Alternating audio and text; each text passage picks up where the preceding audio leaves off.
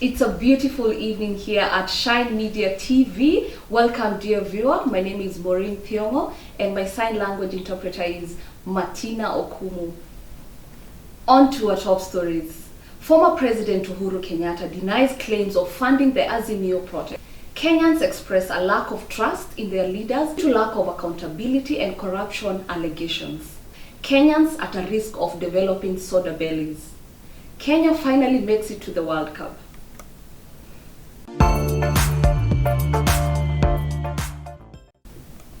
Former President Uhuru Kenyatta denies ever funding or contributing to the Kenya Kwanza administration.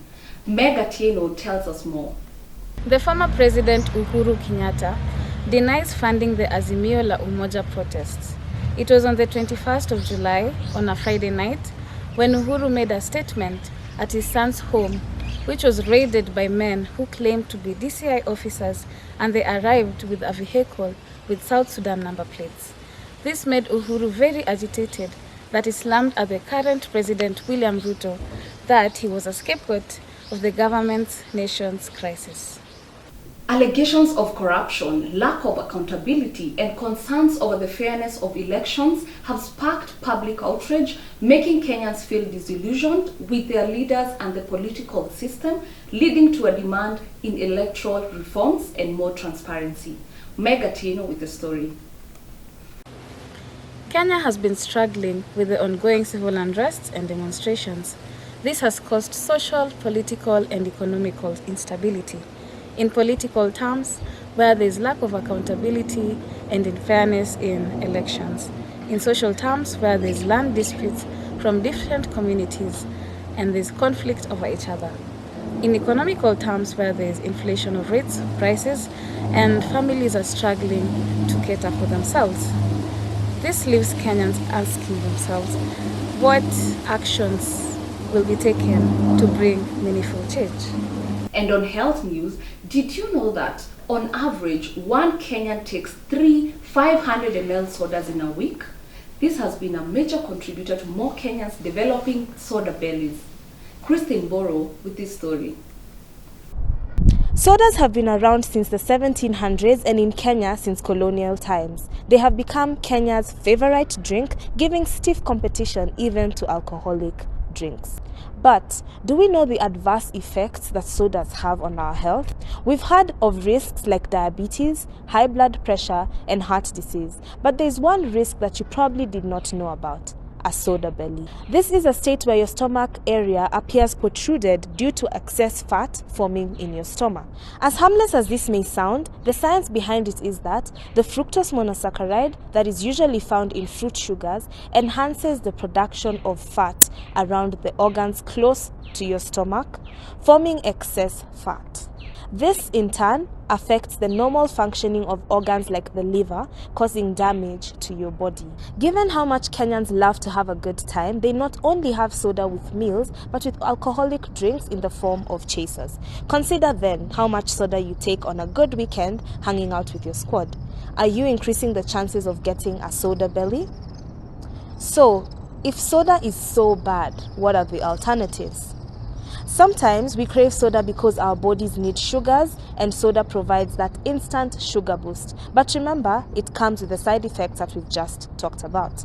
This said, consider replacing soda with good old mineral water. The next time you feel the need to quench your thirst, take a few sips of water and see the soda craving disappear. The next time you crave something sweet, have a banana, have an apple. Your body will receive the right kind of sugar, and you will notice the sugar craving disappear. Now, we didn't say that you shouldn't take soda, but like all aspects of life, everything in moderation.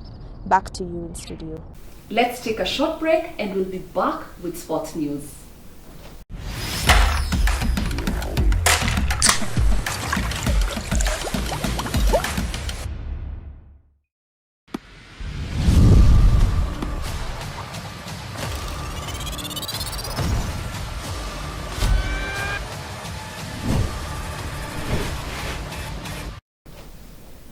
And with sports news, Harambee Stars finally makes it to the World Cup, having at least 9 representatives in the 2026 FIFA World Cup. Joe Kande with this and other stories. The draw for the 2026 FIFA World Cup was just concluded in Cote d'Ivoire, and all 54 member states of CAF will have a chance to represent their nations in the upcoming World Cup.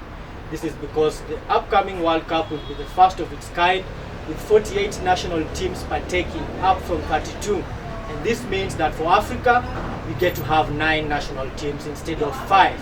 Now there are 9 groups of 6 teams each, with the winner of each group qualifying automatically to play in the upcoming World Cup. And for Kenya, we have been drawn in the same group as the African footballing giants Ivory Coast, alongside Gabon, Burundi, Seychelles, and the Gambia. Now it will be very important for Kenya to focus and concentrate on these upcoming qualifiers, since the last time that we partook in the qualifiers, the 2022 World Cup, we only managed 1 win in our final group game against Rwanda. However, there is a lot of expectations going into the qualifiers that are starting in November of this year, mainly because of the selection of the foreign coach Engin Firat.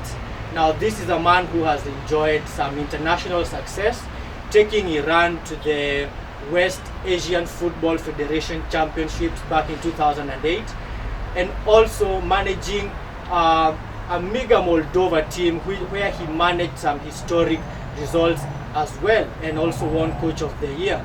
So there's a lot of expectations going into these particular qualifiers. Everyone is watching the national team. Will the new coach be able to choose a new strategy, a new team that will spearhead Kenya to its first ever World Cup? We shall wait and see. Thank you for staying tuned. I've been your host, Maureen Thiongo. For more news updates, remember to follow us on our social media platforms, Shine Media TV, on Facebook, Twitter, and Instagram. And now, join me as I hand over the mic to Mike Marty for the panel discussion. Have a good night.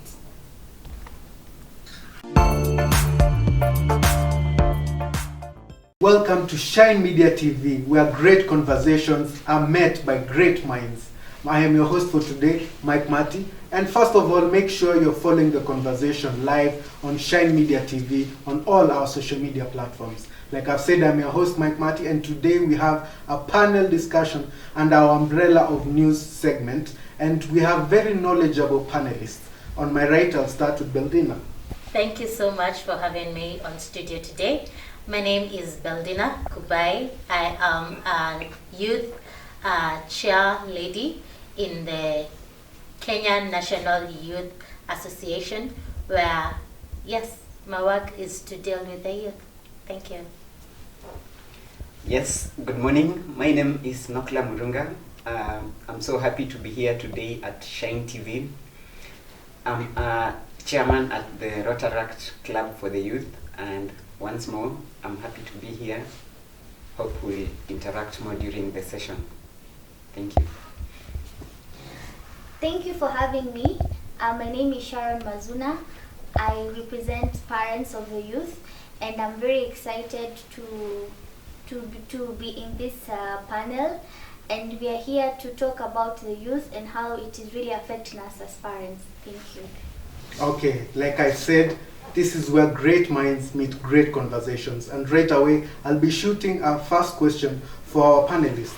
And as you know, under our new segment umbrella, we're talking about mental health and discussing the youth. First of all, now I'll be asking my panelists, what are their opinions on the current state where the youth of Kenya are being used as puppets by powerful leaders to go out and riot and loot and scare away their future? What are their opinions? Let's hear from our panelists.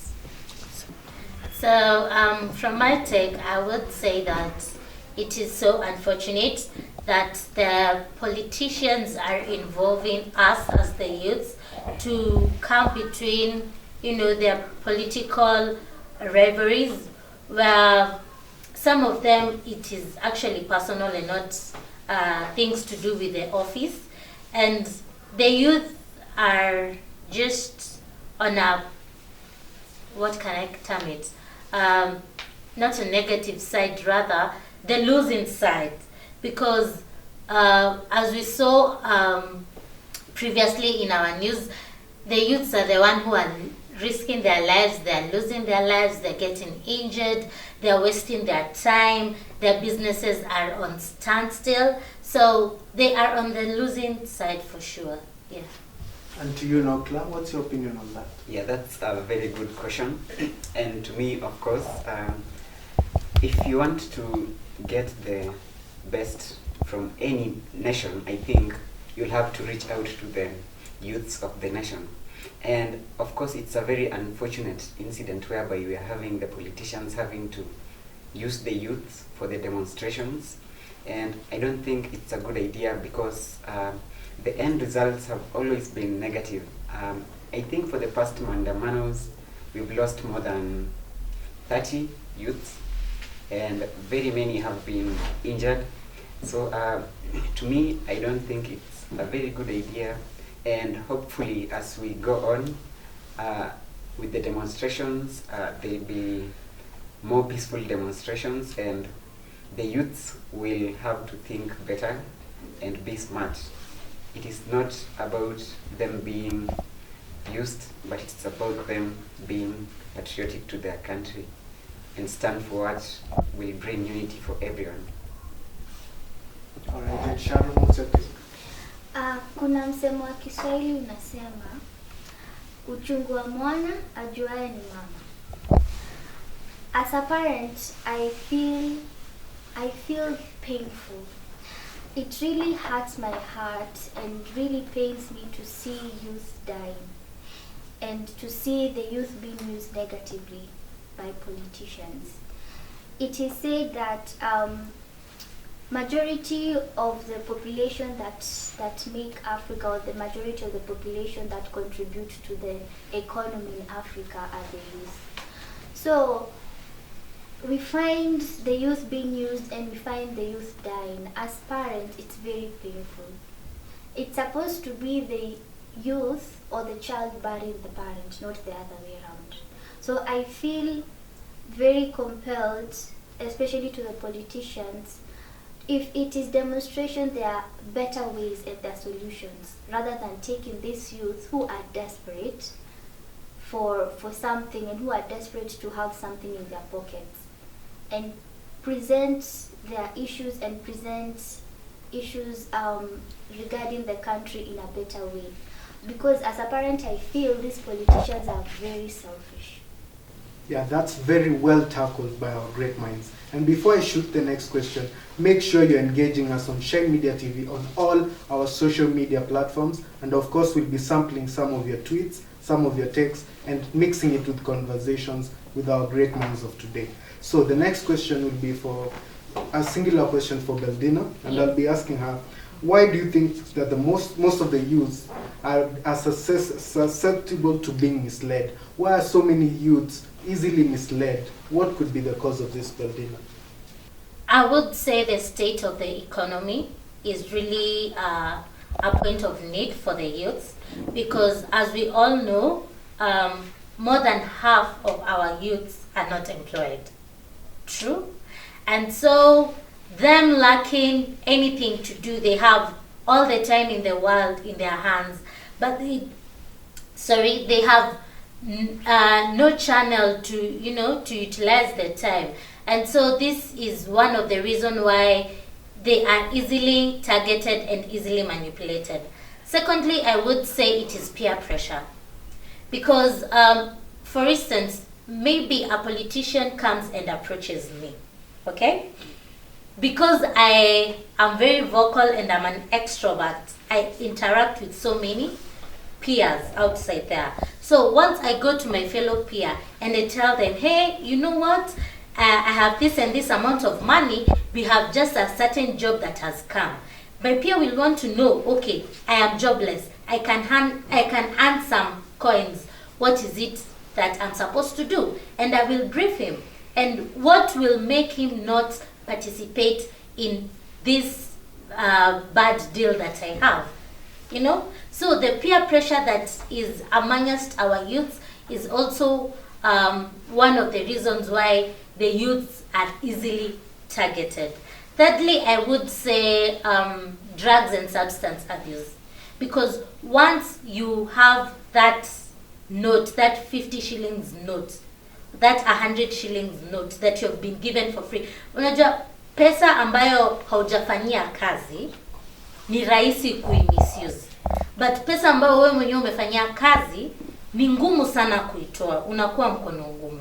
So in this case, if the youths have been given free money by these politicians, then they easily indulge in alcohol and drug abuse.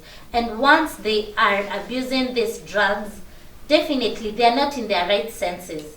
If a politician somewhere comes and even gives them maybe a blunt or several blunts of tobacco or nicotine, what will stop this youth from going there with their drunk minds, so to say, to participate in such a thing? Nothing. So I feel like these are some of the reasons why the youths are easily targeted in our society today. Very well said by our great mind, Beldina. An idle mind is the devil's workshop. Exactly. And that brings me to you, Nokla. I want you to react to this comment that has been sent to our social media platforms.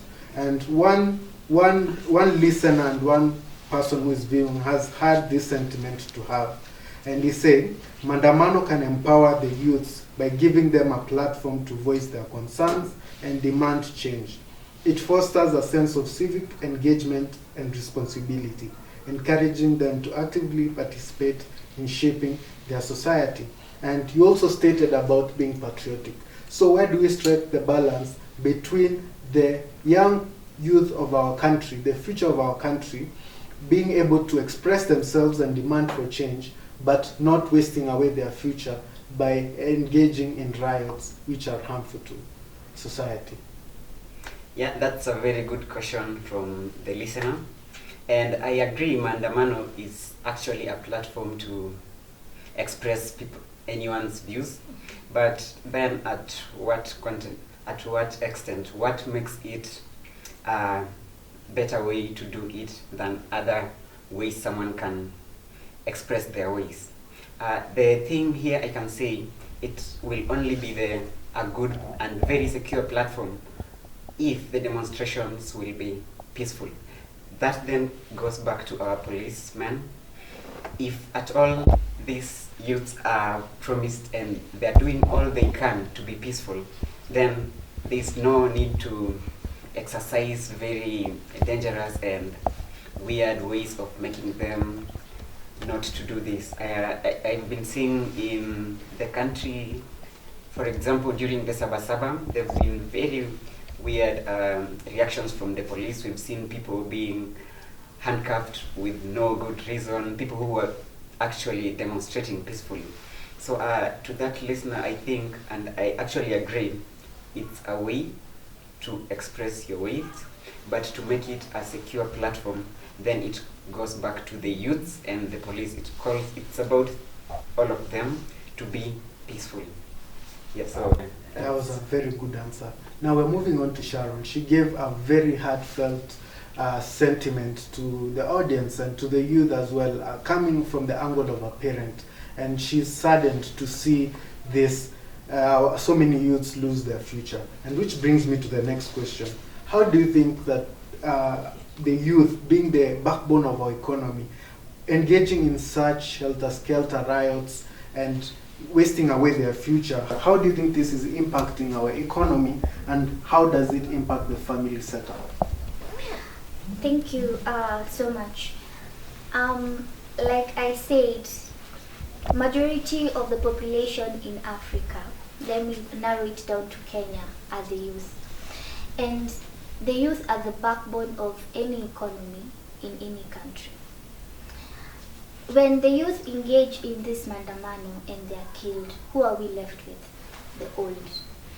The old, like the age of 73, 80, 90. Can they really work? No, they can't. The youth from the age of 18 all the way to 35, we are very energetic. Okay? We have so much energy within us. And once we are given that opportunity and that platform, we can build the economy. So when the youth engage in mandamano and they are bought easily by the politician and they die, how will our economy grow? Who is going to be working? Who's going to be creative? Who's going to come up with these creative ideas? Who's going to come up with these creative platforms? You cannot say that the shosho in the village, 90 years, can come up with the creative platforms and creative ideas that the youth of 18 to 25 come up with. And how is that affecting the family setup? I am a parent of a youth. Who will take care of me when I'm old? Okay? Who will propel the family? Who will take the family to the next step when I'm old or when I'm nearing the grave? Of course, my child. But then if my child is killed, that breaks the dreams and hope of the family, of my family.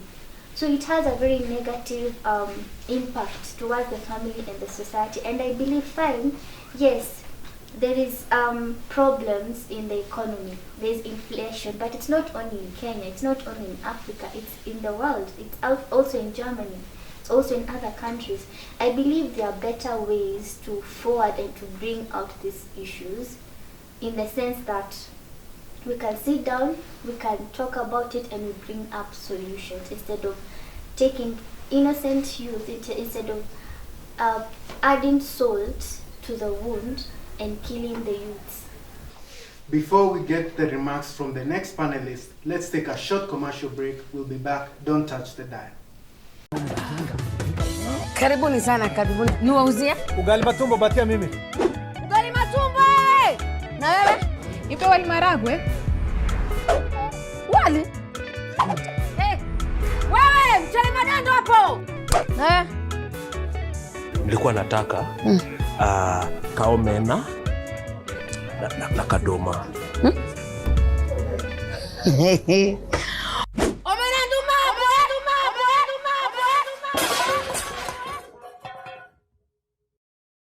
Customer, usijali, chakula yako tutakutengenezea kwa ajili yako tu. Maisha yako, mapendeleo yako. Tunukiwa na Safaricom. Chagua bei yako ya kupigia simu au data. Piga *444# au utembelee My Safaricom app upate deal poa ya kupiga simu. Uongee zaidi au ubrowse zaidi. Nataka chapati na crips. Mala sausage. Nataka ugali na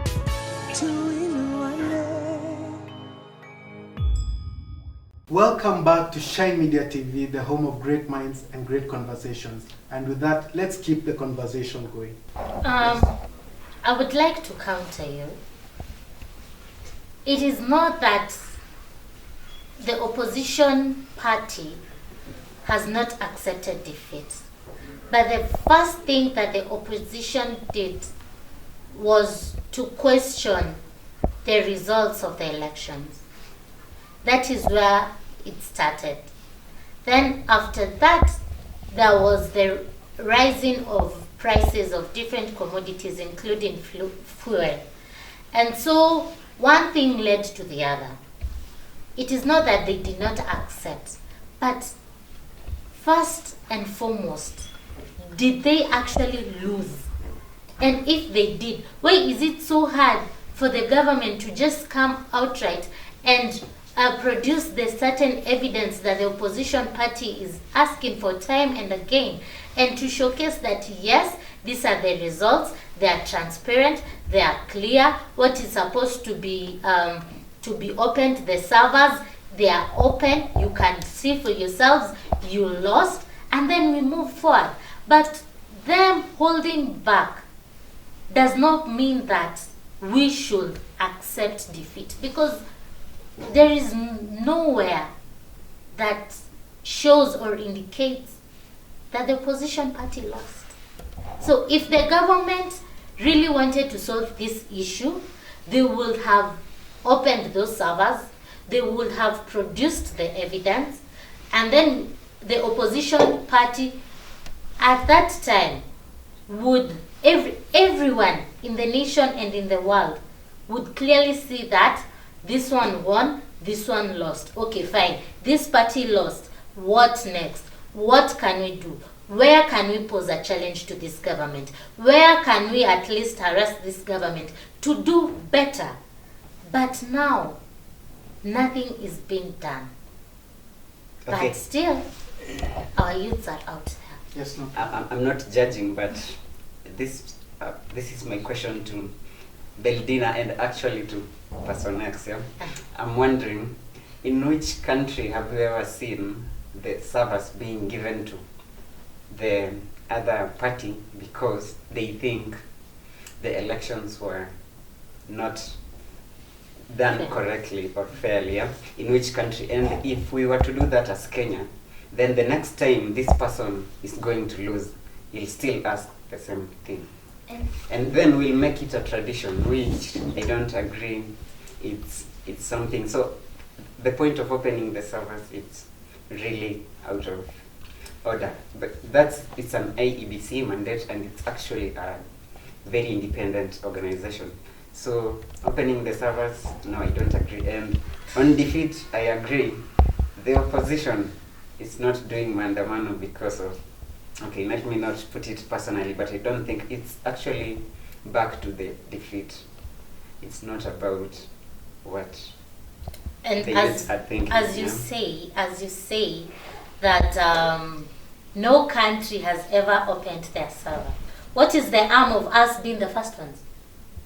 So why can't we just Once be again, the first ones and then be we put make on it the a book of tradition, yeah? records? Our No. conversation begins actually about No. youths who are throwing away their Yeah, future. exactly. Yeah, so let's keep in conversation with that. Yeah, keeping in conversation with that and bringing out the point that Beldina has pointed out that is leading to this maandamano. Let me take you back to 2013.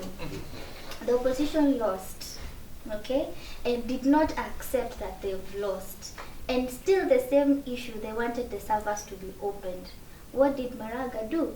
He said, we go back and vote again. And they still lost.